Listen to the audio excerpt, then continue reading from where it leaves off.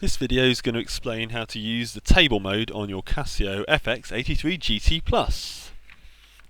So, you come across a question like this, and you look at it and you're faced with a whole world of pain of messing around with squaring and subtracting positive and negative numbers, but all this can be avoided if you know about table mode. So first of all, you switch your calculator on, and you press the mode button. Then you go for number 3, table mode, and you're faced with this rather confusing looking f of x. Now what you're going to do is you're going to type in the equation for your table, which is that thing there.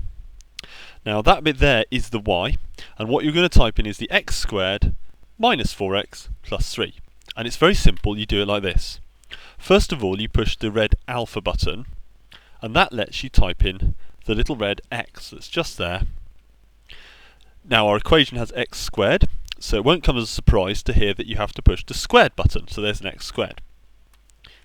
The next thing in the equation is minus 4x, minus 4. Just remember, to get the x you have to push alpha, and then the little x button.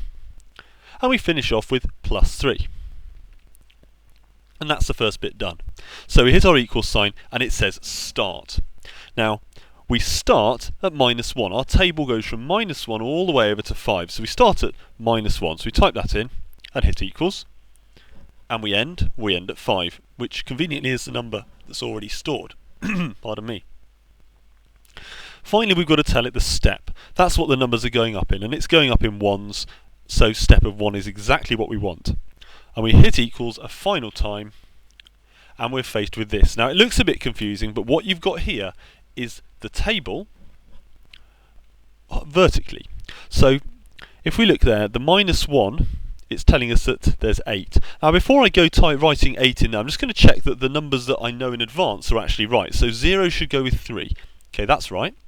1 should go with 0. There's 1, there's 0. Okay, so minus 1 goes with 8. And then we scroll down using the big blue button to find out what goes with 2. And what goes with 2 is minus 1.